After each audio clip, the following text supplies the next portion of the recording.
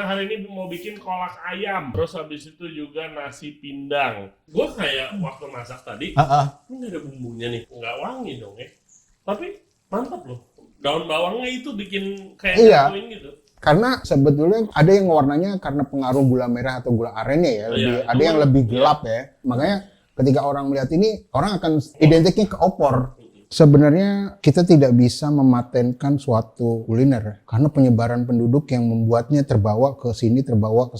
Jadi susah untuk mematenkan ini kuliner mana, dan kuliner itu harus letterlock A, B, C, D gini ingredientsnya. Apakah lu melihat perubahan soal penerimaan orang sama makanan Indonesia? Sekarang jauh lebih baik karena itu sebenarnya tujuannya dia itu bagus.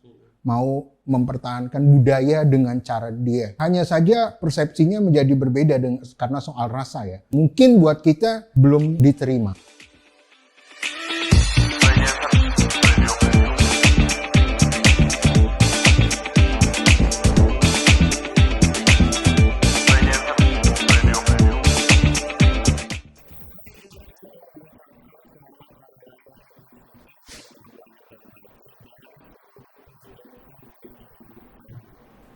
Hey guys, kali ini kita ada di dapur gua bareng chef hebat ini. Karena ini kan temanya bulan Ramadan. Terus habis itu gue personally nggak puasa, tapi kita mau nyoba masak makanan-makanan yang disajikan pada saat bulan Ramadan dah. Khususnya juga pada saat Lebaran, karena kan biasanya makan-makan besar untuk merayakan. Bukber juga biasanya makan besar. Nah, tapi pengen bikin makanan yang langka gitu loh, siapa lagi kalau bukan Chef Wira ya kan. Kali ini kita mau bikin kolak, temanya Ramadan. Tapi bukan Chef Wira kalau cuma bikin kolak biji salak atau kolak pisang. Kita hari ini mau bikin kolak ayam. Betul. Terus habis itu juga nasi pindang. Ya kita akan masak-masak sambil ngobrol-ngobrol tentang sejarah makanannya mungkin. Habis itu kita akan ngebahas fenomena-fenomena yang terjadi di F&B pada saat Ramadan. Oke, Chef Wira. Oke. Ya, silakan Chef Wira. Gue nyalain piring lu gue nyalain kompor, lu ambil bahannya. Sip. Kolak ayam, guys. Nih, menu yang pertama gue akan masak kolak ayam. Ya. Gue nyalain dulu kompornya. Nih. Oke. Santan kita panasin. Ya, silakan. Ya. Santannya ini santan peres ya. Karena kan lagi susah santan itu. Santan apa tuh yang susah? Iya. Kayak gara-gara kemarin pakai buat itu apa? Makan catering atlet. Oke, santan masuk. Iya. Ini kali ini kita mau bikin kolak dulu ya. Iya, ini bikin kolak ayam. Oke. Ya. Setelah santan masuk, tumbar. Kita Ginten. nggak kayak itu apa? Cooking show pada umumnya lu jelasin bahannya dulu satu-satu. Oke. Sebenarnya bahannya itu simple. Okay. Sebenarnya bahannya itu simple. Setelah santan, sebenarnya cuman santan ya, ya, santan ya. Di sini ada gula merah, ada jinten, ya, daun bawang sama ayam. Dan biasanya tugasnya ini itu, jadi gua akan cerita sedikit tentang menu ini, makanan kolak ayam ini. Tugas apa? Ya makanya ini gue mau ceritain. Oke. Jadi makanan ini muncul atau hadir di Gresik, ya, hadir di Gresik. Biasanya dibagikan di Masjid Agung atau di masjid-masjid kecil di sekitaran makam Sunan Gresik. Story behind-nya itu, makanan ini dulu salah satu keturunannya Sunan Gresik itu, Sunan Dalem itu sakit. Oke. Sakit. Nah, sakitnya itu bertepatan pada hari ke-23 bulan Ramadan. Ya. Jadi seluruh kampung kayak memberi makanan untuk orang yang sakit. Biasalah, ada yang Betul, sakit, ada yang dikirim makanan. Nah, tiba-tiba ada salah satu warga, satu masyarakat yang memasak ini sehingga sembuh. Singkat cerita sembuh, sehingga makanan ini sangat disakralkan pada hari ke-23 bulan Ramadan. Orang lebih terkenalnya dengan kolak ayam, tapi ada nama lain dari makanan ini yaitu sanggring gumeno. Sanggring itu artinya sang itu yang tidak bisa dideskripsikan, sang yang paling, dan gering itu dari sakit. Makanya disebut sanggring. Yang sakit. Makanan buat yang sakit kan? Buat yang sakit. Dan gumenonya itu berasal dari desa Gumeno. Makanya kolak ayam ini sebetulnya dulu disebutnya sanggring gumeno. Oke, jadi kalau misalnya di Gresik pada hari ke-23 setelah Lebaran. Sebelum. Oh, 23 sebelum. Hamin 7 biasanya dimasak. Jadi yang siap siang itu bapak-bapak yang laki-laki itu sudah mempersiapkan bumbu-bumbunya, masakannya, dan bukan wanita karena karena makanan itu termasuk yang disakralkan suci, karena ada wanita terkadang yang tidak. Jadi kalau lagi dapet itu nggak boleh bersentuhan sama sekali dengan makanan ini, gitu. Nah, ya. Tradisi ini masih berjalan. Makanan ini masih bisa kita temuin pada hari ke-23 bulan Ramadan dan tidak begitu terkenal karena banyak orang yang beridentik bahwa kolak itu dengan ayam. Jadi ketika gua dengan pisang bukan ayam. Dengan karena kolak itu identiknya sama seperti dessert. Iya, manis. Jadi ketika beberapa kali gua bawa kolak ayam pun ke beberapa tempat pun terjadi perbedaan budaya dan penolakan bahwa identiknya kolak itu ya harus dengan pisang, dengan ubi, dengan kolang-kaling yang seperti biasanya. Jadi karena perbedaan budaya jadi ada sedikit bingung dan gitu loh, karena belum terbiasa. Ya. Kalau udah panas gini. Ini nggak nunggu mendidih? Oh enggak. Karena biasanya di sana juga orang-orang sana hajar. Oke. Ya. Ini jintennya udah di toast tadi, terus habis itu dihaluskan, ya. Gula Jawa ya? Iya, gula Jawa boleh, gula merah boleh. Karena lalu pertama kali ketemu ini di mana, Chef? Oh, jadi ini ayamnya gue masukin, ya. Jadi dulu kisahnya itu ketika gue masih bereksplorasi dengan sejarah, kuliner dan budaya, gue mencari yang namanya sejarah Islam. Jadi ketika gue nyari sejarah Islam, gue ketemu Wali Songo. Ketika gue ketemu Wali Songo, lu ketemu. Dalam artian ketemu jawaban atas sejarah-sejarah yang gue cari, gue explore. Bukan. Jadi ketemu jawaban atas pertanyaan-pertanyaan itu gue melalui eksplorasi tentang Wali Songo ini. Jadi, ada salah satu wali gitu, namanya Sunan Bonang, yaitu di Tuban. Coba ketika gue ke Tuban, salah satu penjaga masjidnya itu bilang kalau mau tentang kuliner, alangkah baiknya datanglah pada saat Ramadan karena akan muncul beberapa makanan yang identik dan signifikan pada saat Ramadan. Oke. Dan itu tuh makanan-makanan begitu setiap daerah tuh punya masing-masing. Jadi ketika dari segala tempat, dari salah satu wali, ya, ada bubur lodeh, kita pernah bicarakan sebelumnya, ada bubur lodeh, terus ada lagi bubur suro, ya. Nah, dari beberapa tempat yang menurut gua unik itu ya Sunan Gresik, keturunannya. Meskipun ini tidak si Sunannya langsung, tapi keturunannya, ya, yaitu kolak ayam. Yang ini yang menurut gua sesuatu yang unik. Tapi lu belajar ini pertama tuh siapa yang bikin? Apa lu baca di buku?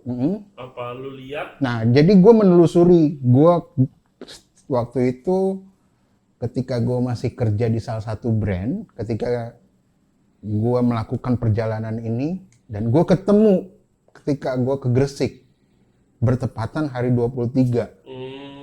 Jadi gue pepet-pepetin waktu itu, ketika gue ke makam wali, gue nyebutnya jejak petualangan Wali Songo. Jadi gue ke Jejak petualangan Wali Songo. jadi jadi gue bahkan berpikir Wali Songo itu dia Wali Songo kan juga menjelajah kan pada iya waktu gitu loh, menyebarkan agama menyebarkan agama. ke daerah-daerah. Jadi ada beberapa makanan yang memang tidak bentrok dengan unsur agama Islam dipakai, digunakan sebagai media penyebaran agama Islam, gitu loh. Jadi dari beberapa tempat itu yang menurut gua paling unik itu kolak ayam, gitu loh. Karena yang sama mindsetnya gua pun awal-awal kolak itu identik dengan manis, dengan sweet, dengan dessert, dengan kolang-kaling, pisang. Ketika gua kesana, gitu, ya gua menemukan ayam kampung. Biasanya mereka makainya ayam kampung, terus disuwir. Mantep banget sih kalau ayam kampung. Ya, biasanya mereka pakai ayam kampung terus disuwir, ya. Berarti kurang merah. Maaf. Oke. Ya. Gue pikir warnanya emang kayak opor gini. Enggak. Ini daun bawang belum masuk berarti. Daun bawang ntar kalau udah sedikit mendidih. Oke. Jadi biasanya mereka pakai apa namanya ayam kampung, gula merah atau gula aren, santan, jinten, dan daun bawang. Kalau ini apa? Garam segala kapan masuk? Oh, dia biasanya nanti pun bukan apa-apa. Sebenarnya kalau itu selera ya, gitu loh. Lo mau masukin sekarang pun nggak jadi masalah. Masukin Ya. Ini juga lokal ya, Morton. Morton. Bukan sponsor tapi. Ini berarti nggak boleh gede-gede ya? Iya. Ini aman nih? Sebenarnya bukan yang nggak boleh gede-gede, karena di sana biasanya gue masaknya pakai kayu bakar yang lo nggak bisa ngontrol. Tapi kan split nanti. Gitu loh. Santan. Iya, biasanya yang muda-muda ngaduk, Oke. yang bapak-bapaknya ngatur piring. Cilin dikit. Tuh. Oke. Ya. Kalau udah semuanya, garam, gula, Oh, gula udah, juga. gula dikit, udah. Tapi lucunya ya, kalau di budaya Chinese kan ada resep buat orang sakit nih, kalau lagi sakit flu atau apa. Kalau dulu waktu zaman pandemi itu gue sering banget bikin terus kirim ke temen gue yang kena. Itu ayam obat. Ayam obat. Iya. Oh iya, gue pernah dengar itu. Ada herbal. Ya kalau herbal Chinese herbal ya di sini rempah mungkin kan, jintennya tadi. Ya sama ayam kampung dimasak lama begini, diambil sarinya gitu kan. Mungkin emang ya ayam bisa. Iya. Udah ini cuman kita nunggu sampai si empuk ayamnya, dan biasanya disuwir. Oh, Mungkin disuwir. karena supaya mudah dibagi rata ya, gitu loh. Nah, setelah matang disuwir. Suwir, Oke, terus ya. Ini kalau udah ini, udah semua bumbu dan ini hanya menunggu ayam matang, baru masukin. Jadi memang si fungsinya daun bawang bukan sebagai penambah aroma, tapi sebenarnya kayak sayurannya di. Oke. Kondimen. Nah. Ih, wangi. Oke, kita geser. Ya, udah ini kita tinggal tunggu matang. Kita masak. sisihkan.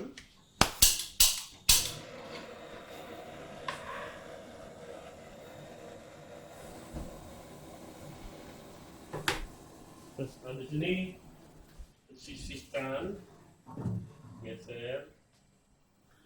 Sekarang kita mau masak apa? Pindang. Hey guys, kalau kalian enjoy the podcast so far, thank you very much. Dan jangan lupa subscribe di Ray Jensen Radio Podcast. Back to the show. Oke.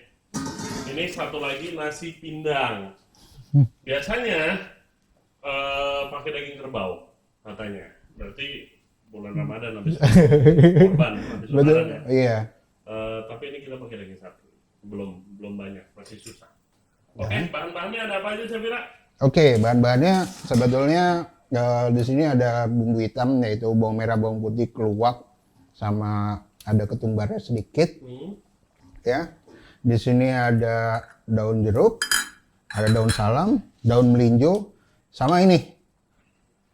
Kalau biasanya kita pakai asam Jawa, cuman ini gue di sini memperkenalkan namanya kaloko. Kaloko tuh bahasa Makassar, ya, artinya mangga, temu mangga, bukan temu mangga ya, asam mangga. Asam mangga. Jadi ini di sini salah satu lokal ingredients yang menurut gue unik gitu loh. Jadi kalau biasanya kita cuman asam Jawa, di sini ada asam mangga gitu Ya, loh. macam. Banyak macamnya gitu loh. Kayak di Aceh ada asam. Ayah ada belimbing uluh gitu ya. Belimbing ulu sama nih. Ada asam diasinin kandi. sama kasih gula dikit, apa namanya, asam apa? Sun? Sunti. Sunti. Asam Terus sunti. ada asam jungga. Yang dari Bunga Kecombrang. Ada asam kandis. Gua tahu. Betul. Asam kandis dari apa sih? Dari pala ya. Ya. Terus gitu loh. Jadi ini, nah yang jarang terekspos itu ini kaloko. Mereka nyebutnya atau asam mangga. Gue baru pernah lihat. Ya, jadi mangga di yang muda itu diiris, ya, lalu dijemur, gitu. Ya, dah. Oke. Mulai. Sebenarnya Minyak. masakan rumahan itu simple. Ya, semuanya itu tumis. Tumis bumbunya. Tumis bumbu hitamnya. Ya, Ini gue tumisin. kebanyakan. Oh, kebanyakan. Ya. Sip, dah. Jadi pastiin sudah panas. Ya. Minyaknya masukin ke ini kayak bumbu Madura ya. Apa? Kayak bumbu Madura tapi kurang gitu. Tapi wanginya tuh sedap gitu. Oke, tumis. Kok bumbu Madura ada yang pakai kelapa sangrai, blender.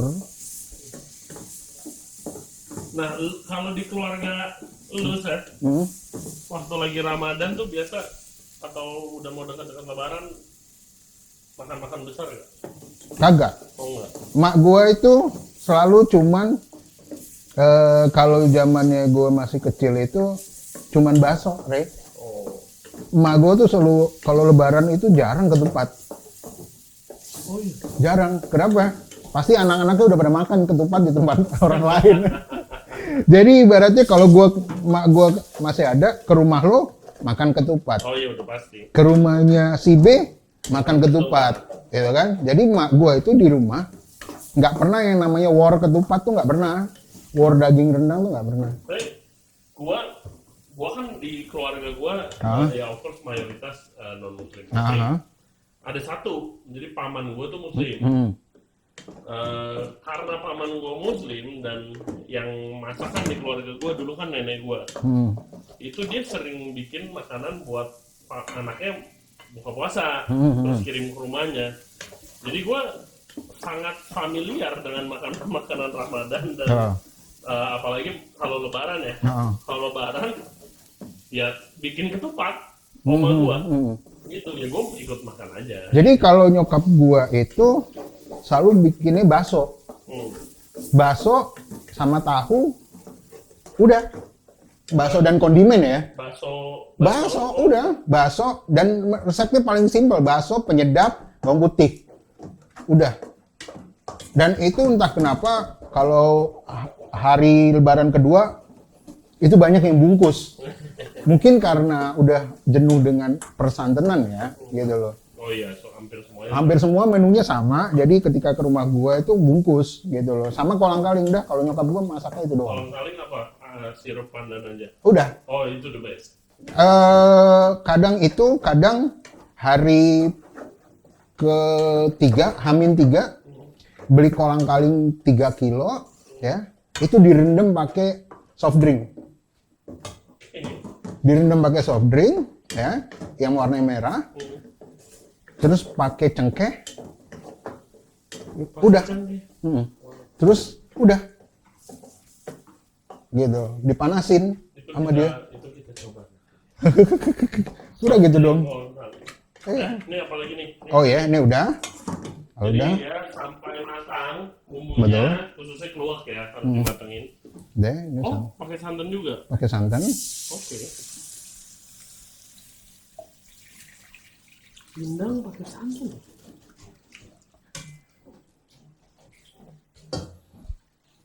Karena Kalau pindang bukan itu resep lu ini gue bilang salah kali.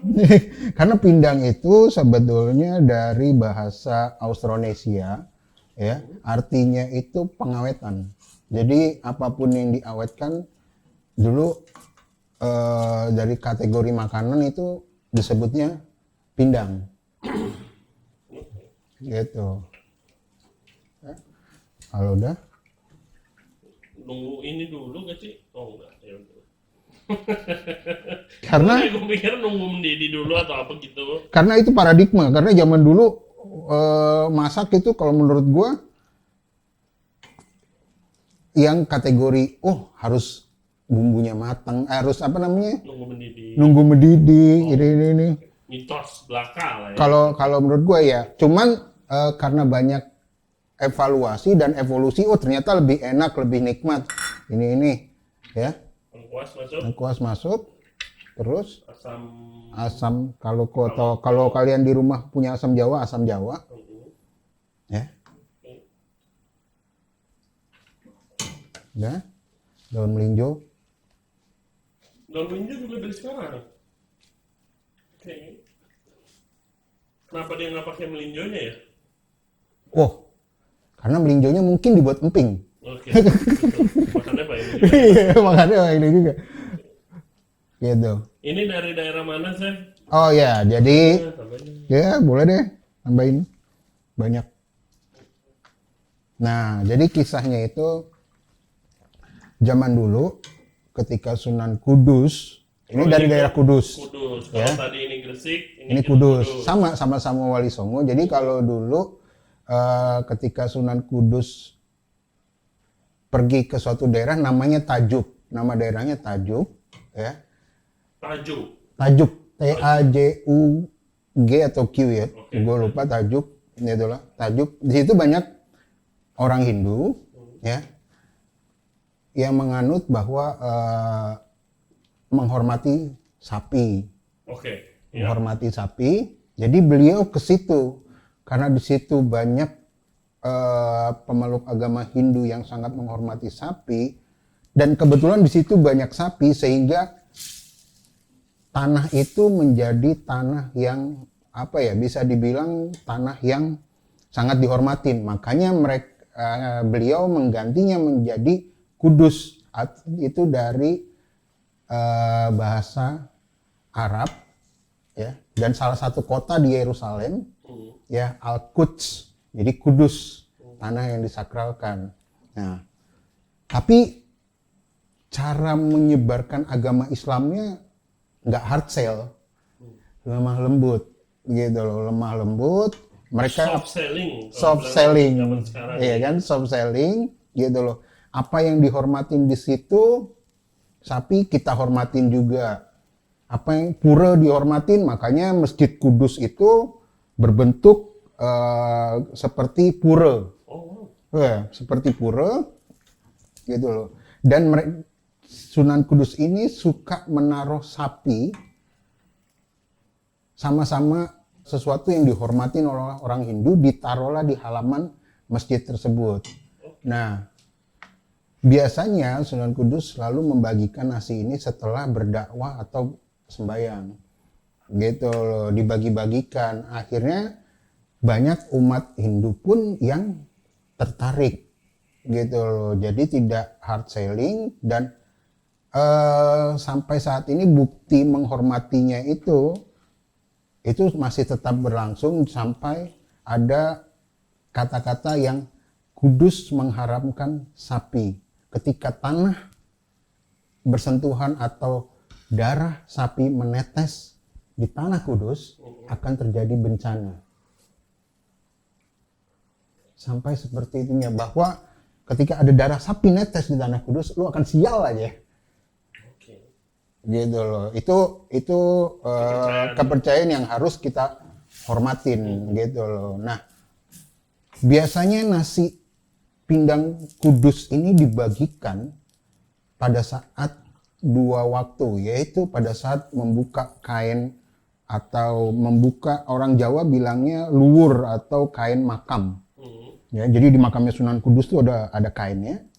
Jadi biasanya ketika kain itu digantikan, itulah yang disebut ganti luwur. Nasi-nasi ini dibagikan. Betul, nasi-nasi ini dibagikan. Lalu yang kedua pada saat Ramadan. Biasanya penyajiannya itu dibungkus oleh daun jati. Dibungkus daun jati. Iya, banyak kan soalnya antibakterial kan. Betul, dan itu tradisinya Sunan Kudus membagi-bagikan nasi pada saat selesai beribadah. Nah, karena porsinya untuk bagi itu dengan umat yang banyak, makanya porsinya kecil. Makanya nasi pindang kudus ini sebetulnya ada 3 namanya. Ada sego nasi pindang kudus, sego menoro karena dibagikan di menara. Sego menoro. Oke. Ya.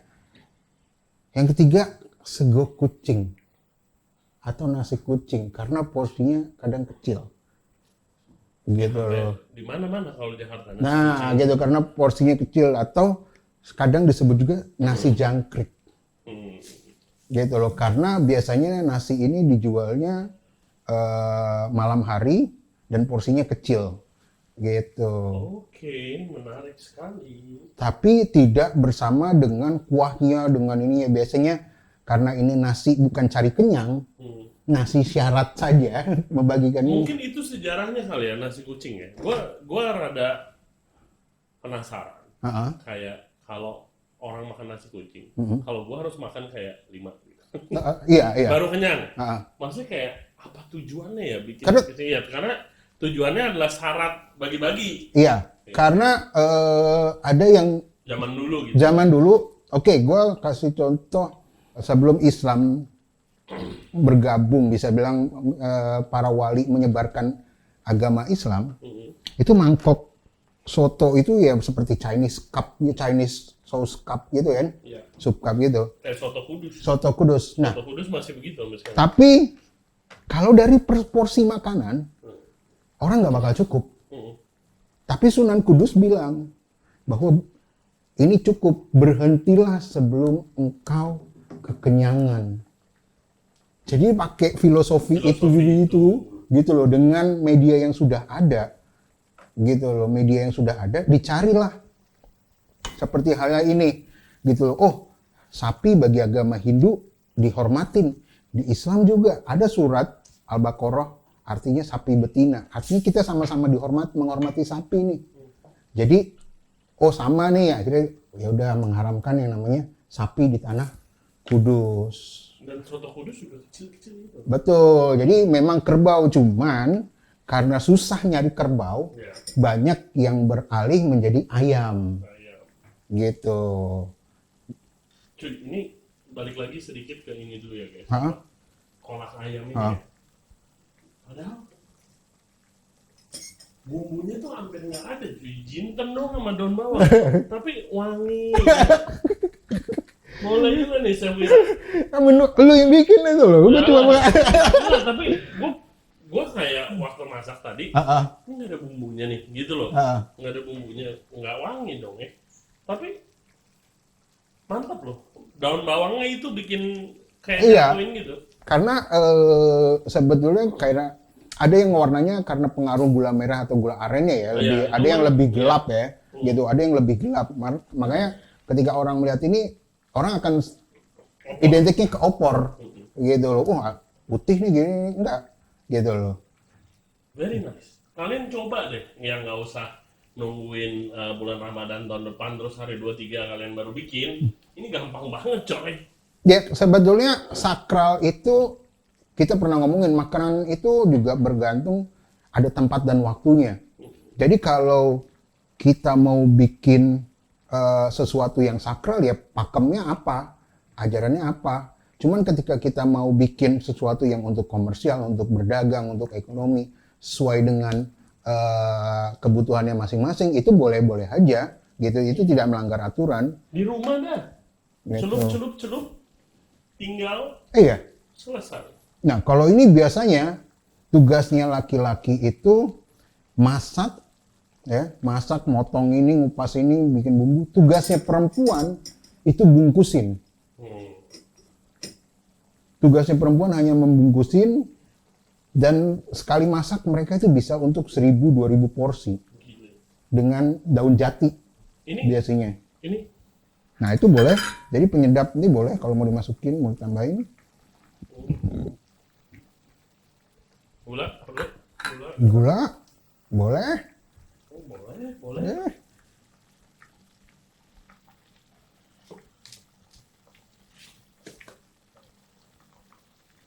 Garam boleh. Wangi loh. Kalian pasti bakal surprise sih kalau misalnya ini. Karena balance. Daun bawangnya sih yang bikin rendang itu. Karena orang akan berpikirannya manis, oh gula merah, ayam, ih. Terus gue berpikir, lu Bacem bisa menerima budaya Bacem dengan ayam Bacem atau ayam Kalasan yang pakai gula merah ngungkepnya, lu bisa menerima. Tapi kenapa kolak ayam lu nggak bisa menerima, gitu loh? Karena dia berkuah dan karena namanya kolak. Karena mindset kita udah kolak itu udah sesuatu yang seperti sweet dessert gitu aja loh. Tapi pindang juga sih. Gue di keluarga gue tuh pindang identik dengan bandeng, warnanya coklat, Oke. Clear, clear broth. Oke. Iya. Wah gitu, bukan pakai santan sih. Gue nggak pernah lihat. Gue pernah lihat pindang pakai santan itu pindang serani. Oke. Pakai santan nggak? Enggak juga ya. Tapi kalau gue bilang santan atau enggak, selera sih ya. Gue nggak akan mendeskripsikan bahwa pindang ini harus pakai santan, pindang ini enggak. Itu bukan ranah gue menjudge gitu. Tapi ada beberapa daerah yang pindang serani, contohnya pakai kecap. Ya. Ada yang enggak. Oke. Ada yang mirip sama pindang kuah kuningnya orang-orang Indonesia Timur, kawan saudara-saudara kita yang di Indonesia Timur, ada yang bikin ikan kuah kuning mirip sama kayak pindang. Ini tuh rasanya harus apa nih? Ini. Nah. Ini rasanya gurih, asin, atau perlu gue tambah gula atau? Dia nggak terlalu manis. Tapi kayak kurang deh. Ini dikit lagi. Oke. Tambah gula lagi. Untuk resep kontak Chef Wira aja. Jadi biasanya platingnya itu atau disajinya itu dagingnya 2 pieces, 2 ketul, daunnya itu sekadarnya, yang penting nasinya banyak. Kuahnya gimana? Kuahnya nggak terlalu karena kuahnya syarat aja gitu Jadi loh. ini kita reduce aja nih. Iya, jadi kuahnya itu dalam satu porsi nasi itu yang penting kayak nasinya basah, ada basah dikit. Karena basahnya itu karena ketika lu ngambil kuahnya. Gitu loh. Dan biasanya dari siang lu masak ini udah keringetan ngaduk kompor. Gitu. Ya, biasanya kalau orang yang untuk membatalkan makanya porsinya kecil-kecil. Gitu loh, bukan nyari karena habis sesuai dengan takjil, istilah takjil segerakan, karena setelah membatalkan lu ada ibadah sembahyang sholat maghrib yang harus dilakukan gitu. Oke, guys, dua-duanya kolak ayam sama nasi pindangnya tinggal di reduce saja sambil diaduk sebentar. Habis kalau udah matang kita akan plating, lalu kita akan kasih kalian lihat sambil nyobain. Oke, see you there.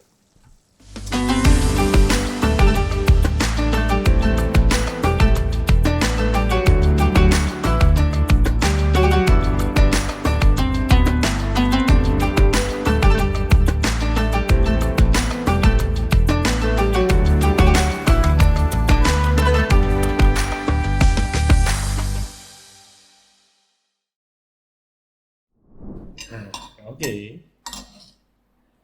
Gua belum pernah nyobain makan daun melinjo di luar Serasem sih. Seru deh? Belum juga? Ada pasti. Tapi ya nggak semua daerah memang Jarang sih. jarang. Kalau gue bikin sayur lodeh nggak pakai daun. Oh iya gitu. Oke. Makanan dari daerah Kudus. Wah. Solo gue. Enak. Nggak terlalu manis ya? Enggak. Beda sama pindang-pindang yang gue biasa cobain dari... Biasanya kalau ini masih mudah ditemukan di daerah Kudus, di Semarang. Mungkin cuman hanya colornya ya. Ada yang bumbunya cuman sedikit, dia lebih light. Gitu loh. Dan biasanya di pairing sama sate-satean dari jeroan. Atau tempe goreng doang. Gitu loh. Dia... Kalau yang lu bilang tadi dibungkus nasi kucing?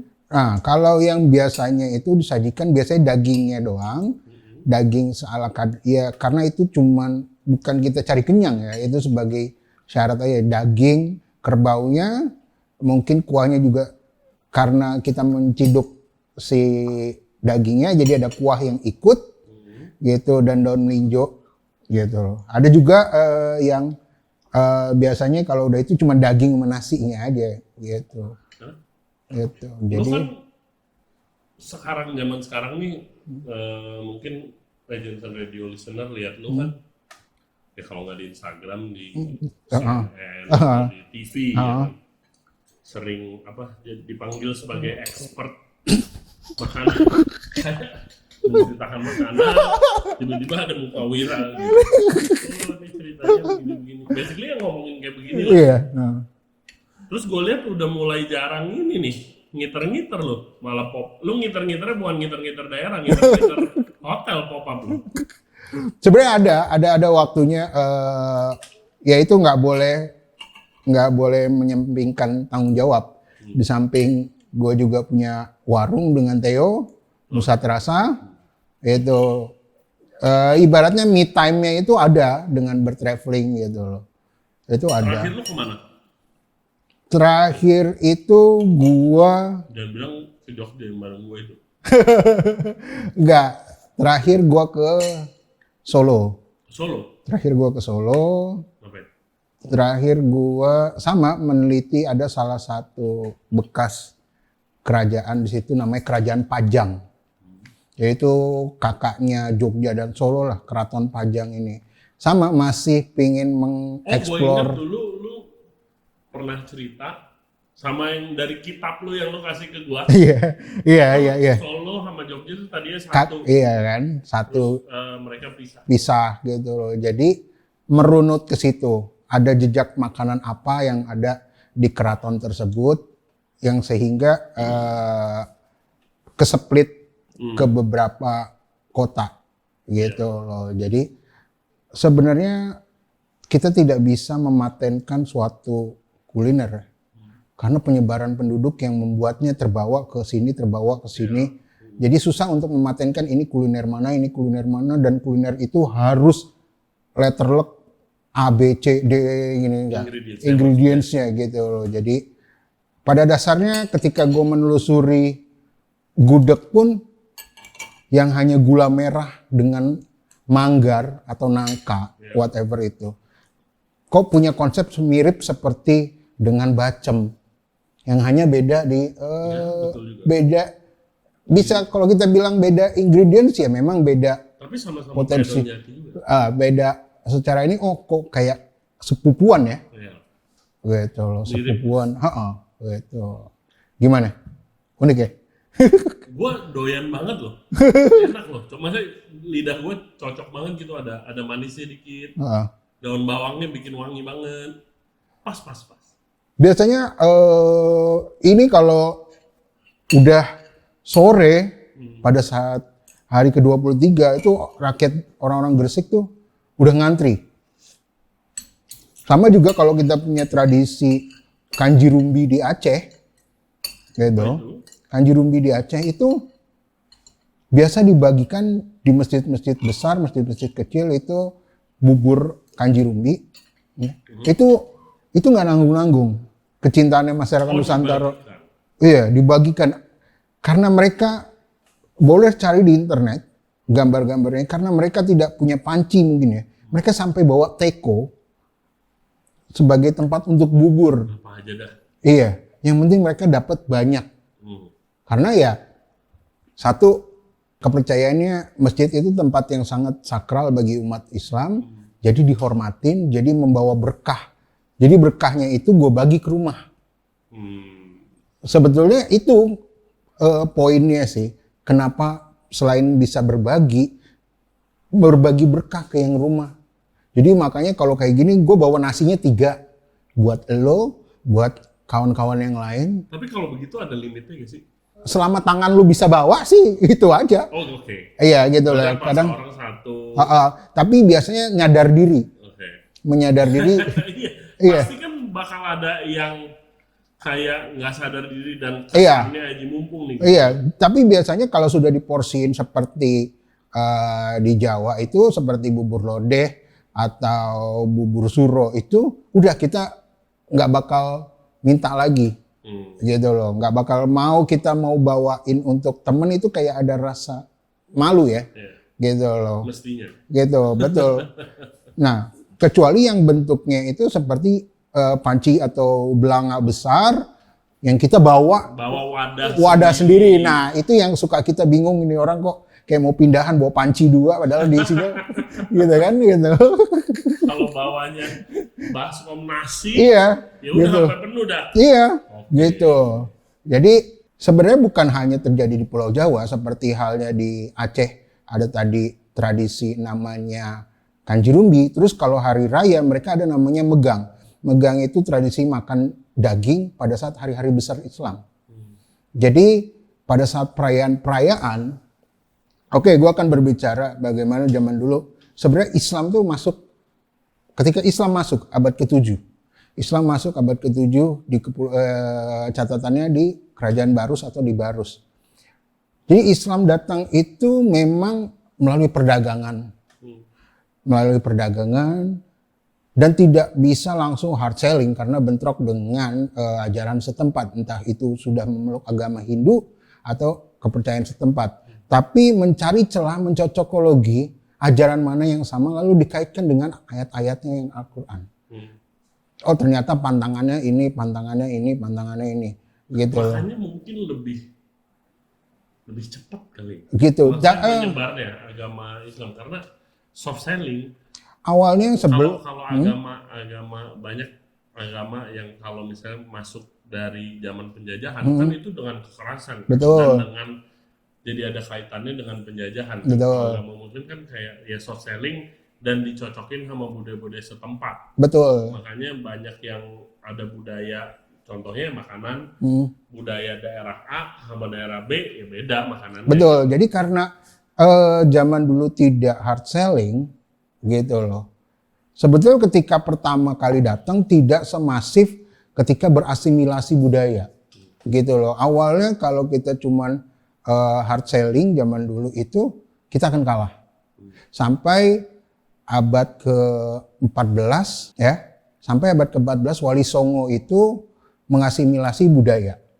Ya, mengasimilasi budaya baik itu melalui kesenian maupun juga makanan. Makanya dulu gua berani bilang wali as a chef. Meskipun dia tidak meng-create tapi dia salah satu yang memodif makanan. Ya, dikonsepin dengan masyarakat setempat gitu. Kalau balik lagi ke cerita lu yang lu mau research tadi apa kerajaan apa di Solo? Oh Pajang. Kerajaan Pajang. Gue sempat lihat juga uploadan lu tuh di story lu. Itu beda banget sama Solo yang gua kayak tahun lalu gua ada kerjaan di Solo lama. Ya beda banget aja gitu. Kayak itu lu researchnya dari mana sih? Tempat-tempat yang lu visit, makanan-makanan yang lu cobain. Oke, pertama kan pasti dari buku ya. Buku kalau sosial media mungkin Tapi hanya. kan kalau lu dari buku, pertama makanan-makanan begini nih nggak ada kan di sosmed. Nggak ada. Lu coba Google kolak ayam, bingung ya. Palingan keluarnya episode kita ini. Tapi nggak ada banyak ya. Dulu gue mau ke Aceh, gue inget, gue research kagak ada. Makanan Aceh paling cuma ada 3 atau 4 biji gitu. Tapi lu kesana beda total. Nah kalau di buku kan belum tentu masih ada makanan. Memang di buku itu tidak dituliskan makanan apa. Paling makanan biasanya buku pun menyembunyikan hidden game seperti ini. Paling makanan yang familiar di masyarakat baru dimention di buku-buku itu. Tapi ketika gue ada ketertarikan terhadap tokoh-tokoh ini, gitu loh. Tokoh-tokoh ini, kerajaan-kerajaan ini, begitu gue kesana ya bersyukur Lu gue. kemana? Lu kemana waktu lu menginjakan ke Solo, lu kemana? Jadi kalau gua ke Solo itu ya udah pasti ada 2 keraton, ada 2 kerajaan di situ. Ada Surakarta, ada Mangkunegaran. Gitu. Kalau mereka tidak bisa memberi jawaban atas itu ya gua cari lagi, ketemulah Pajang. Oke, kerajaan Pajang. Nanti ketika gue pengen tahu Pajang, gue ngobrol dengan masyarakat setempat. Kayak lu ngobrolnya sama siapa gitu, gue bingung. Dia biasa awal-awal tukang parkir dulu. Oke. Tukang parkir untuk ngobrol ya. Di istananya misalnya. Iya, di depannya. keratonnya atau di tukang yang jual airnya. Ini apa sih? Ini siapa sih? Ini apa sih? Gitu. Ntar dari sebatang 2 batang rokok zaman dulu ya muncullah cerita-cerita yang hanya di sekitaran situ. Yang tidak tertulis di buku. Gitu. Oh, Mas harusnya ke sini. Mas harusnya ke sini. Mas harusnya ke sini. Dari situ sebetulnya. Nah, apa yang lu pelajarin dari trip lu ke... Sebenarnya yang gue pelajarin bahwa gue ngerasa semakin gue tahu itu, gue semakin nunduk. Karena semakin besar ilmu yang semakin nggak tahu gue tentang. Semakin belajar semakin nggak tahu. Semakin belajar gue semakin nggak tahu. Dan yang gue pelajarin bahwa kuliner Indonesia itu sebetulnya nggak usah dipermasalahkan permasalahan sepele yang hanya berdasarkan bumbunya, berdasarkan bentuknya gitu loh. Karena gue pelajarin kok contohnya pindang kudus. Kok ada mirip ya sama namanya itu kalau di seperti rawon. Ya. Ya, seperti rawon. Kita nggak usah memperdebatkan, oh ini kakaknya ini. Tapi menjaganya yang harus kita, PR-nya itu menjaganya. PR kita itu sebagai tukang masak itu menjaganya. Menjaga resep-resep ini. Jadi gue mencoba malah, gue sama Theo dikembangkan. Dengan style kita menjaganya. Iya, kalau diundang pop-up. Betul. Pasti gue belajar untuk paling enggak gue sama Theo tuh selalu menaruh menu-menu ini. Urusan orang nggak kenal, inilah tugasnya kita memperkenalkan. Ya salah satunya Ray Jensen gitu loh, memperkenalkan budaya-budaya seperti ini melalui platform YouTube atau sosial media. Inilah tugas kita gitu loh, menjaganya. Sekarang gitu. Kan lagi gembar-gembor dan gue terlibat juga kayak pengen memperkenalkan budaya Indonesia ke luar negeri. Dreamnya itu pengen makanan Indonesia setara dengan makanan Thailand mungkin suatu saat nanti gitu. Ya itu bagus, tapi ini nih jangan lupain kayak street food di kota-kota besar aja udah mulai yang lokal tuh udah tergeser sama makanan Korea. Terus tadi sebelum podcast mulai si Chef Wira cerita ada dia lihat di depan warung dia ada yang takjil pakai sushi tapi nasi ketan. Ya sebetulnya gua tuh suka miris kalau masakan sendiri itu dihina. Kalau lo beda budaya itu fine, tapi jangan pernah menghina budaya seseorang. Jadi belajar kalau nggak bisa menghargainya ya jangan menghujat, gitu loh. Jadi kalau lo nggak mau menghujat ya belajar menghargai. Siapa yang menghujat? Kan banyak. Jadi kayak skeptis. Ketika gue masak ini kolak ayam, pasti kan banyak yang berpikiran, bahkan ketika dikasih ke orang, kolak apaan ini?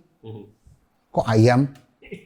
Kalau lu ngasihnya, Bu, kolak Bu, silakan kolaknya. Pada mungkin ngomel. Iya, mungkin dengan storytelling, oke. Iya, harus ada storytellingnya, gitu loh. Tapi banyak juga makanan kita tuh karena dianggap tidak layak, gitu loh. Tidak layak. Nggak usah gitu. Ya kita sering banget kita ngebahas ini bahwa makanan Indonesia itu juga bukan hanya milik yang mayoritas, yang minoritas juga Oh iya, gitu loh. kayak yang di buku apa Mustika Rasa itu Betul, banyak yang bukan makanan Indonesia. betul. Bahkan ada banyak, nggak sedikit juga yang makanan Belanda, makanan Portugis. Ya karena dari penjajahan orang Indonesia udah makan itu juga. Gitu. Betul, gitu loh. Jadi salah satunya suka ada penolakan dari dalam diri orang Indonesianya sendiri untuk menunjukkan kepada masyarakat bahwa tidak ada salahnya kolak ayam ini diperjualbelikan. Cuman suka dari sisi penjual merasa apakah layak, gitu loh. Suka ada ketakutan, namanya orang berdagang kan untuk Kayaknya bukan ketakutan atau layak apa enggak sih menurut gue, mungkin laku enggak sih. iya, laku enggak ya, ketakutan seperti itu. Nah, yang beli baru melihat benda ini skeptis. Jadinya ya penolakan dari dua sisi terhadap Kalau budaya tersebut. misalnya lagi pop up, orang yang datang apakah udah otomatis terbuka sama makanan yang lu sajiin yang aneh? Nggak usah dari tamu, dari karyawannya aja langsung kitchen, anak-anak kitchen pop up ya? kitchennya aja pop up itu selalu interest dengan hal-hal tersebut. Nggak banyak sih, nggak banyak yang lu sama Theo lakuin tuh, nggak banyak. Nggak banyak gitu loh. Gue mencoba sama Theo itu biasanya kalau pop up itu hanya mengupgrade main ingredients-nya. Tapi dengan pakemnya, bumbunya itu kita tidak saya sama Theo itu tidak pernah mengurangi. Karena kita mainnya di hotel, di restoran, jadi otomatis main ingredients-nya lah. Kayak dagingnya ya nggak mungkin kita ngambil dari Kramat Jati, pasti kan import dari mana, tapi hanya sebatas itunya. Tapi pakemnya tetap. Tapi pernah ketemu tamu yang nggak terbuka? Selama ini sih. Bukan pindang. Oh itu udah makanan ya, itu udah makanan, itu udah pasti ketemu gitu. Tapi selama ini itu mungkin bisa dihitung pakai satu tangan. Karena kita itu sebenarnya cuma bawa kampung ke hotel. Kalau saya sama Theo itu cuma bawa kampung ke hotel, idis wadidis. Gitu loh. Jadi seperti kita manggung di Surabaya dengan masakan kampung Surabaya pun itu meledak dengan ibu-ibunya yang mulutnya pedas itu, kita bisa nampar dengan makanan itu sesuatu yang karena kita nggak ngerubah gitu, nggak ngerubah menjadi orang kota dengan bumbunya diles sehingga main ingredients-nya lebih berasa karena ini premium produk, enggak gitu loh. Karena gua sama Theo tuh ya kalau mau ini Australian nggak ada sayang-sayang, kalau harus di brace ya iya di brace gitu loh. Mau ini Peking duck gitu loh, seperti yang lo makan di mana kemarin Pak Hayat yang kita undang lo tuh, ya ini sudah idis gitu loh. Jadiin apa ya? Bebek. Iya, duck breast. Itu pun harus di sous vide lama. Jadi nggak karena gue itu suka banget sedikit skeptis ketika lu mau modernin tapi nggak ketemu arahnya. Gitu Banyak loh. sih. Banyak. Cuy, ya oke, kita ngomongin itu ya. Itu karena kalau gue lihat lagi ngetren nih, Seth. Makanan-makanan Indonesia di chef muda. Ya. Yang kita sering ngomongin juga di podcast, kalau chef muda nih mulai banyak mengikuti jejak-jejak yang udah lebih senior kayak kita dulu keliling pop up juga gitu kan. Tapi gue ketemu beberapa kali sih. Oke, dia mau menyajikan crudo atau ceviche. Basically ikan mentah dipakein acid, dipakein dressing. Itu tapi acidnya tuh dressingnya terinspirasi dari Indonesia, daerah mana lah gitu. Tapi kelihatan begitu makan, dia belum pernah makan makanan aslinya. Kebayang nggak? Gitu loh. Jadi nggak kena. Nah itu juga harus hati-hati gitu. Karena hati-hati, satu, ketika gue bikin seperti ini, ada gue pengen tahu dulu tujuannya apa.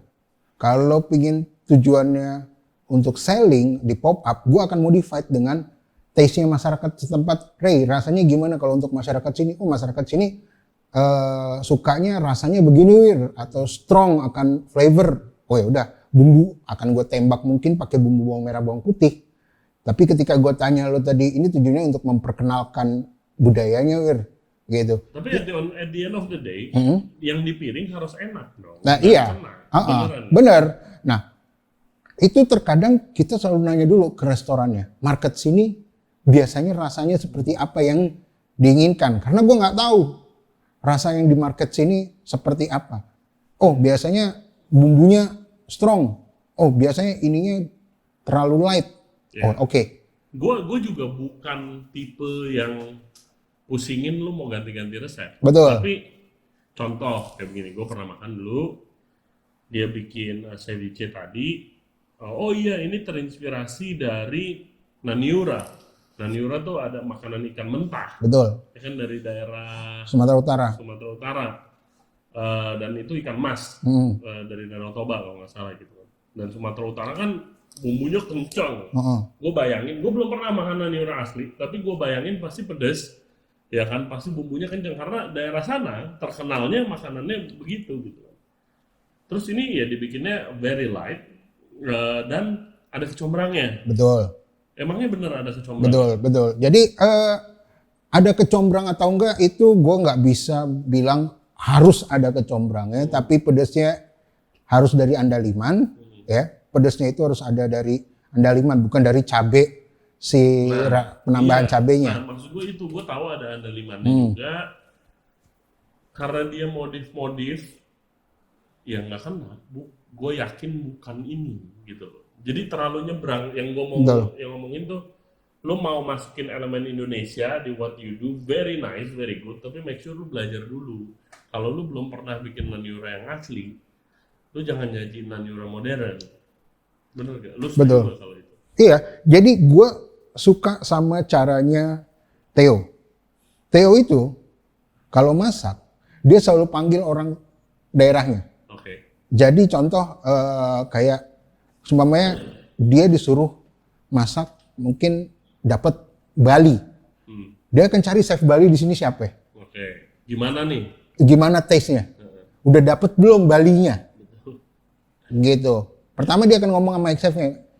Di sini gimana customer-nya? Oh, bebas.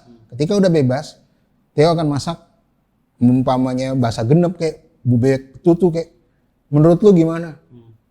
Karena lu yang orang Bali nih. Udah lu orang Bali dan lu kerja di sini. Oh. Kurang ini, chef. Kurang ABC. Oh, udah, dia akan tambahin. Dia tidak beridealis bahwa ini bebek betul. Ini bumbu Bali gua, enggak. Gitu loh. Meskipun ada perubahan, dia tetap gitu loh. Oh, ternyata kurang Bali nih, chef. Dia akan kuatin lagi Balinya. Sehingga dapat gitu loh. Itu penting sih. Dulu gua kerja di hotel, ada satu orang Padang yang kerjaannya seharian bikin rendang aja. Iya, gitu loh. Jadi Theo tidak mau mengakui bahwa itu produk otentik atau ayam betutu. Sehingga dia cross check. Dia cross check bahkan ketika kita main di Bandung itu, gua sama dia itu sampai manggil GM-nya karena GM-nya doang yang orang Batak. Padahal produknya udah sering kita bikin sambal sambal tuk-tuk atau sambal andaliman. Tapi untuk taste-nya sini gitu loh. Iya, dan itu bagus kalau lu mau otentik kan. Nah, tapi kalau lu masaknya di kota besar kayak Jakarta misalnya Surabaya, kalau lu bener-bener otentik belum tentu diterima juga, tergantung lagi apa tujuan dari event itu kan? Betul. Gue ingat dulu Wira pernah di Bali, itu di Ubud masakin gue datang itu Jambi. masak Moro Jambi. Iya. Ya Moro kan? Jambi. Yang sangat menarik makanannya, menarik banget, ada sayur 100 batang pisang. Rempah ratus belut. Iya, belut, ratusan sayurnya, ada sayur labu juga, ada yang dari batang pisang, ada yang dari batang rotan. nasinya itu singkong, Iya. tapi bentuknya kayak beras, Oh. ada kelapanya, Iya, ada ikan mentah juga, Ada, kalau nggak ada. salah. Itu kalau di Jakarta kalau lu eventnya jualan komplain kali orang. Iya. Tapi kalau event lu emang edukasi, karena Edukasi. itu benar-benar otentik ya. iya. Kayak 90% bahannya tuh dibawa dari sono, terus habis itu juga yang masak ibu-ibu Dan sono. juga. Karena itulah berani gue bilang itu otentik, karena di situ tugasnya gue cuman memplating semua masak, sampai ketika gue ditawarkan chef ini kurang apa, garam, gula kah, gue nggak berani bilang. Kenapa? Ketika itu udah menjadi kurang garam, selera gue Jadi nggak otentik lagi. jadi berubah gitu loh. Jadi ada, meskipun sedetail itu. Permasalahannya terkadang di kota-kota besar di Jakarta ketika mereka Kan apa-apa otentik sekarang.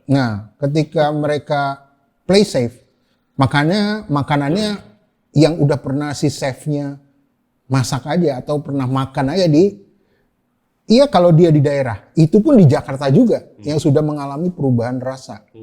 Gitu loh. Jadi ketika mereka masak rendang, mereka nggak study tour atau nggak belajar ke lapangan. Udah restoran Padang yang ada di Jakarta aja. Mending. Yang bikinin gua naniura itu gue yakin nggak pernah makan naniura. Gitu, nggak kena aja rasanya nggak kena. Dan gua sebel makanan-makanan yang seperti itu. Kalau lu belum research, jangan sajikan itu. Kalau menurut gua gitu. Kecuali lu kayak, ya nggak harus juga semuanya kayak Wira keliling-keliling Indonesia, mahal juga ya kan. Itu.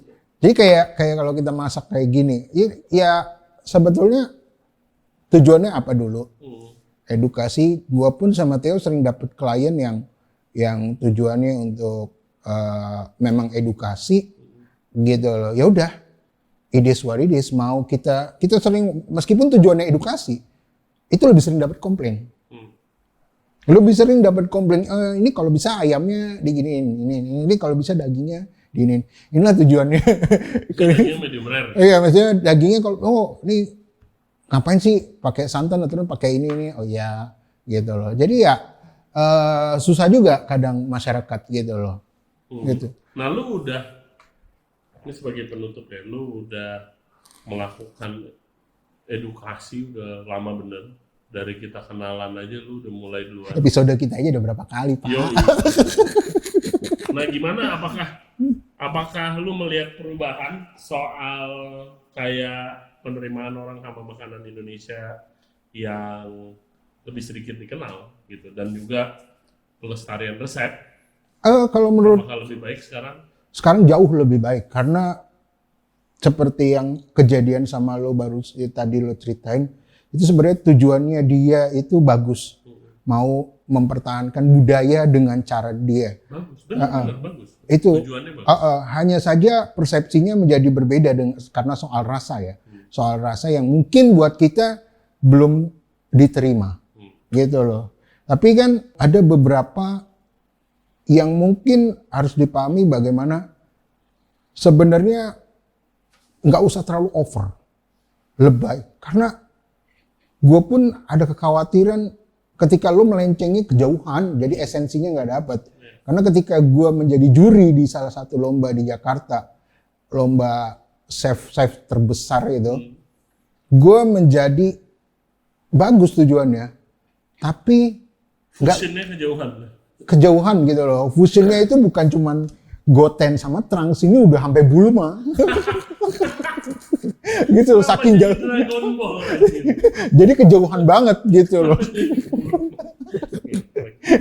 Jadi kejauhan banget fusionnya gitu loh, sampai lo akarnya nggak kelihatan gitu loh. Itu maksud gua. Gitu loh. Jadi ya niatnya bagus, tapi eksekusinya ya. Eksekusinya itu harus disertai research dulu. Karena banyak banget sebetulnya fusionnya itu terlalu jauh banget gitu loh. Jadi contoh dari case lombanya ialah mereka memasak, ini based on true story ketika gue face to face sama peserta. Jadi konsepnya itu laksa yang dipuring kuahnya dipuring. Oke, laksa kuahnya dipuring itu Ya. peraturannya. Peraturannya kan laksa dan pakai seafood. Dan salah satu peserta menggunakan prawn, ya. Prawn konsepnya mungkin keren ya. Supaya mie-nya nggak lodoh, nanti kuahnya dipuring. Cuman di situ case-nya adalah udangnya nggak matang. Oke. Udangnya nggak matang, iya. Karena ditaruh di piringnya mentah. Iya, di piringnya mentah, which is oke, lu konsep fusion dengan saus pur. Laksa itu sajikan dengan kuah karena lu ketakutan nanti lodoh si mie-nya gitu loh. Jadinya kuahnya dipisah gitu Dia loh. mau menyajikan secara elegan mie kondimen, kuahnya di Nah, kuning. gitu. Oke. Dan kuahnya itu sebetulnya mie, bihunnya itu atau whatever itu sebetulnya enak kalau dengan disajikan dengan kuahnya kan. Iya. Laksa itu tidak diasingkan. Nah, jadi esensinya itu mau seperti pasta pun ya pasta yang sausnya nggak terlalu Sausnya juga nggak dipuring, pasta. pasta saus, cuman kalau laksa kuah. Iya, beda. Beda gitu loh. Itu konsep dasarnya gitu loh. Jadi ketika mau menyajikan itu sama halnya ketika ketoprak. Jadi salah satu lomba pasta di situ fettuccine. Mereka salah satu peserta menggunakan fettuccine lalu dengan konsep ketoprak. Jadi yang menurut gua itu ya oke, bagus. Gue sangat Nggak, itu mengapresiasi. nggak bagus lah. Kagak, niat gue bagus karena lo udah mau mau mengeksplor Indonesia meskipun eksekusinya yang harus dirapikan. Sini ketoprak. Ya, gitu loh. Ada Dia tahunya? ada Ada. ayam. Gue masih inget ayam. Ketoprak kok ada ayamnya? Ya syaratnya lomba kan proteinnya. Oh, harus Ya, ada. cuman base-nya itu bumbu kacang, di atasnya fettuccine, terus dia Fettuccine mereka pasti digulung begitu. yes gitu dengan ayam, tahu, toge, ya kayak ketoprak. Cuman kalau ketoprak pakai bihun, ini pakai fettuccine, gitu loh. Ya buat gua plus minus ya. Bagus lo udah niat, cuman Nah, pasti lu kasih nilai nggak bagus. Nggak mungkin guys, itu yang kita bilangin fusion tuh kejauhan. Itu fettuccine pakai ketoprak. Nih, gue dulu pernah makannya. Tahun lalu atau 2 tahun lalu, kebetulan gue makan sama Arif Tonggeng.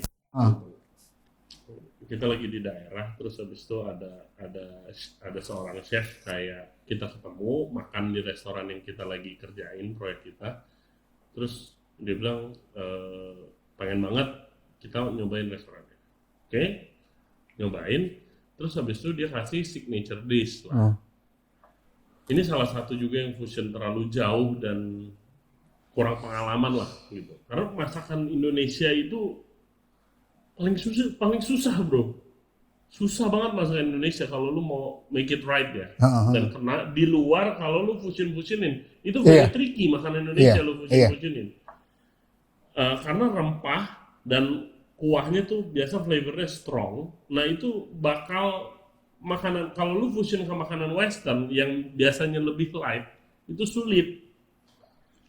Itu dia bikin mozaik kayak terin tapi mozaik gitu. Ada salmon, ada ikan putih, gue lupa apa. Terus ada udangnya mentah bro. Terus dibikin terin mozaik gitu, terus dipotong. Jadi ya anggapannya seonggok ini kotak-kotak kecil gitu tapi nyambung. Terus disiram pakai dressing, dia bikin dari gulai dressing. Oke. Terus disajikan dingin. Terus gue tanya sama chefnya, chef sorry, ini udangnya mentah kah? Gue bilang, iya mentah. Oke. Terus gue mikir, ini daerah ini dari laut jauh juga nih, gitu. Terus lu sajin mentah. Oh, mohon maaf, gue nggak makan udang mentah. Gue bilang karena gue nggak terlalu percaya sama udang mentah di kota besar. Gue tidak percaya. Gatel pasti gitu. Terus akhirnya gue nyobain kuahnya aja deh gitu kan. Terus habis itu gue nyobain kuahnya, ya dingin. Terus habis itu Tonggeng bisikin gue kan, lu nggak mau hormati lu. Gue kayak cuy nggak bisa cuy, ini udah mentah nggak bisa, jangan dimakan. Terus bangun makan. Abang, Muntah dia. abang kita satu itu. Muntah dia langsung. Nggak bisa. Nah itu yang kayak kasar, kalau bahasa kasar itu kayak bro lo harus main lebih jauh lagi bro gitu kan. Maksudnya lu lebih research lagi lah, lebih dalam yang kayak gitu. Niatnya bagus mau memasukkan elemen Indonesia, tapi harus di research ya kan. Dan ketoprak fettuccine juga itu salah termasuk dalam kejauhan. Tapi sebetulnya lu bertanya aja intinya. Jadi ketika sama halnya ketika para guru-guru yang membimbing mahasiswanya atau siswanya ikut lomba gitu loh. Sebenarnya idis walidis saja. Hanya saja mungkin ketika mau bikin opor ayam ya ayamnya dirolade. Ya kan Gitu. itu Fusion, jadi nggak Oh, ayam itu utuh, Western. nggak utuh gitu loh. Tapi dia ya inilah namanya juga dunia dapur ya. Lu nggak usah harus 1+1 untuk dapat 2 banyak. Lu mau fusion lu sajin pakai mashed potato masih lebih mending ya daripada lu sajin pakai Dan fettuccine. terkadang lu cobain dulu nggak sih? Enak enggak? Ya, Gitu loh. dia. Enak enggak? Kalau nggak enak, nggak usah bergaya dengan mempromosikan lah apa, malah jadi lu salah mempromosikannya, malah lu jadi kiblatnya menjelekkan budaya tersebut. Ya maksudnya baik tapi Niatnya salah eksekusinya, nah interpretasinya jadi salah. Ih kok gini ya rasanya ya, makanya tadi gue bilang sebenarnya menyajikan kolak ayam ini rada tricky gue. Karena nggak semua orang bisa menerima budaya ini. Gitu. Tapi tujuannya untuk edukasi, ya ya very nice. gitu loh. Gua Ya kan udah. bikin ini di rumah gampang. Ini karena ini tujuannya edukasi, oke. Gitu loh. Tidak ada yang salah gitu loh. Cuman banyak yang lu belum nyoba, belum pernah makan, tapi lu udah gambling. Lu udah bikin. Lu udah bikin. Itu salah sih. Gitu loh. Jangan. Jangan. Oke, Itu sih. saya kira ini mumpung lagi Ramadan, gue mau ngebahas juga fenomena war takjil. Oh. Dan menurut Adri. gue itu fenomena yang sangat menarik. Oh. Karena gue kayak dimulainya tuh beberapa tahun yang lalu rame di sosmed karena kayak banyak takjil kan, let's say banyak yang seasonal food ya. Kalau di luar negeri kan terbiasa dengan seasonal food, tapi kalau di Indonesia tuh Lebaran kan banyak seasonal food itu, makanan-makanan yang cuma ada waktu Lebaran atau di bulan Ramadan, betul, kan, betul. timun suri Oh. lah, es-esan macam-macam. Kayak gue lihat apa ada tiba-tiba deket sini ada jual es lendang maya, itu gila, gue doyan banget gitu. Terus gara-gara banyak macam-macam, terus jadi orang yang nggak puasa pun pengen makan, boleh-boleh Iya, aja dong. boleh, nggak ada larangan, Pakai nggak ada. jualan. Nggak ada larangan. Terus banyak yang kayak gila, orang yang puasa malah begitu karena rame yang beli penjualnya malah udah habis. Oh. Yang mau buka malah nggak kebagian. Iya. Iya. Itu lucu sih maksud gue fenomenanya. Bagus banget buat yang jualan ya. Iya. Bagus banget buat yang jualan ya. Lu gimana lihat fenomena war takjil ini? Fenomena war takjil itu sebenarnya zaman dulu tuh suka ada pasar malam. Ya. Awalnya pasar malam itu muncul biasanya pada saat hari-hari besar suatu keagamaan. Entah hari besar keagamaan, entah hari besar negara. Yang penting tanggal merah. Gitu loh. Ada biasanya pasar malam. Di pasar malam itu kan tidak mau umat apa, yang penting dagangan laku. Iya. Nah, ya.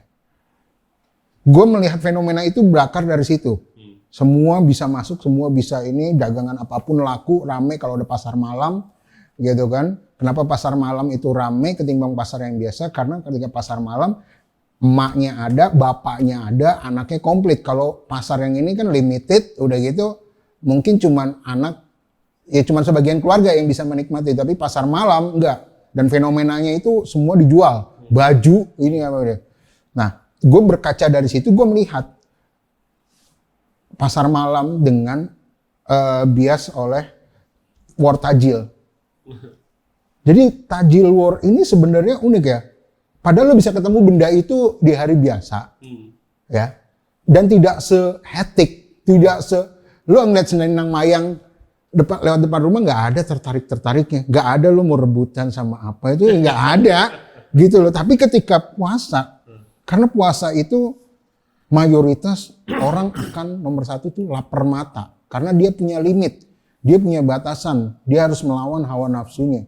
Hawa nafsunya ini yang membuat semua kuliner itu menjadi hijau.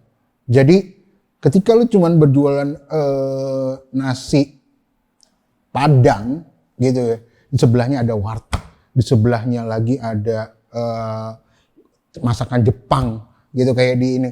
Itu jadi wih, Itu yang sushi pakai ketan itu. sushi pakai ketan gitu dengan harga 10.000 gitu ya. Berbuka puasa tuh meriah. Konsepnya itu buka puasa meriah, mewah. Kayak lu berbalas dendam setelah lu 12 jam menahan hawa nafsu, lu berbalas dendam. Nah, berbalas dendamnya itu bukan hanya dengan satu lauk, tapi dengan bermacam-macam lauk gitu loh. Nah, akhirnya para penjual ini yang biasa jualan gorengan menambahkan kolak, menambahkan ini. Nah, yang non muslim karena ramai itu jualan apa sih? Ramai, oh jualan gorengan, kok jualan gorengannya ramai gitu? Beda kali ya, gini. Akhirnya berjualan gorengan. Nah, hal ini yang memicu penjual lain berjualan. Lo udah jualan gorengan, Mile atau Bang Arif Tonggeng udah jualan kolak, gue jualan apa? Oh, bahkan sampai sekarang ada sushi, ada yang corn dog. Entah zaman kapan bukan puasa pakai corn dog itu ya cuma sekarang ini gitu loh. Pakai mie ayam yang 10.000, mie apalah entar itu gitu loh. Jadi ketika yang muslim berbelanja tajil, yang non muslim itu ada rasa keingintahuan, pengen juga gitu loh. Yang mungkin biasanya lo melihat selendang mayang lo harus ke kota ya untuk mengkonsumsi itu, ini depan rumah ada. Jadi nggak usah jauh-jauh ke kota. Sebenarnya fenomena ini tidak terjadi karena ini tidak dilarang. Seperti hari-hari biasa maksud gue. Hari biasa kan lu bebas, lu makan pagi, siang ini. Tapi karena ada hawa nafsu dan lu punya lapar mata, jadinya semua tuh karena lu kondisinya lapar. Gitu, lapar berpengaruh ke otak sehingga lambung, anjir semua itu kalap. Padahal dengan segelas air putih aja.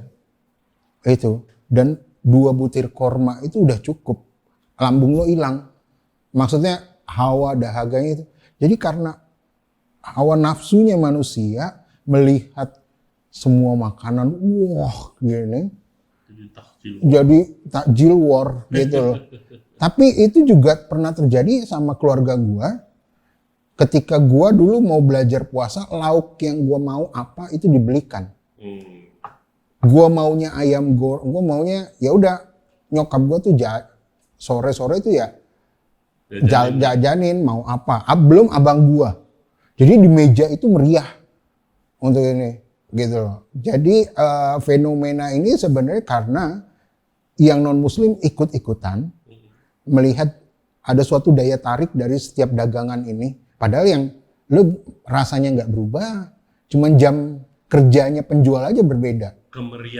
Kemeriahannya dalam menyambut Ramadan gitu sih kalau menurut gua pribadi. Gitu. Dan lucu sih. Gitu. Dan makan takjil. Kalau beliin tim bukber gorengan ya gue makan juga. Ya kalau hari biasa nggak ada. Oh enggak. Nggak ada daya tariknya gitu loh. Mungkin bisa ya karena lu punya hawa nafsu yang lu dilarang oleh puasa gitu ya. Sehingga aduh, gue pingin A, pingin B, pingin C karena lapar mata lo. Berakibat dompet lo lapar. Ya lu beli apa aja gitu kan. Oke. Gitu. Saya Wira seperti biasa terima kasih banyak Oh, buat terima kasih, cerita-ceritanya. Dia kan sekarang dalang guys. dalam. Eh, Nonton tuh. next Yang episode berapa tuh? episode yang ditentang. Tunggu gua 17-an Ya, pakai dalang. Di sini gunung, di sana gunung. Pegang janji gua. Gitu Nanti 17-an Bener ya begitu ya? gua pakai baju adat Oke. Jawa. Gitu. Deal. Deal. Oh, udah deal ditonton Lihat, oleh kita lihat. ditonton oleh ini. Gua pakai dalang. Oke, thank you banget. Semoga Sip. sukses. Siap. Warung Nusa Rasa dan juga pop-up-nya. Guys, terima kasih buat yang udah nonton dan yang udah dengerin podcast kita kali ini sama Chef Wira. Semoga terhibur dan bermanfaat. Nih silakan dicoba kalau kalian mau coba di rumah. Ini gampangnya setengah mati nih kolak. Dua-duanya gampang kok. Ini juga gampang, tapi ini lebih lo harus siapin bumbu kan. Gua aja males banget bikin bumbu di rumah. Ini kalau misalnya kalian punya restoran atau mau jualan, ini makanan yang nggak banyak lah orang yang jualan gitu kan, menarik. Dan seperti biasa jangan lupa subscribe di Regency Radio Podcast di YouTube, Spotify, and all other podcast platform. Juga follow kita di Instagram dan di TikTok di Regency Radio. Follow Instagramnya Wira di Wira Hardiansyah 2.0. ya kan. And ya stay tune, dia di TV suka nongol kalau lagi berita siang-siang. And we'll see you next time guys. Bye bye. Bye-bye.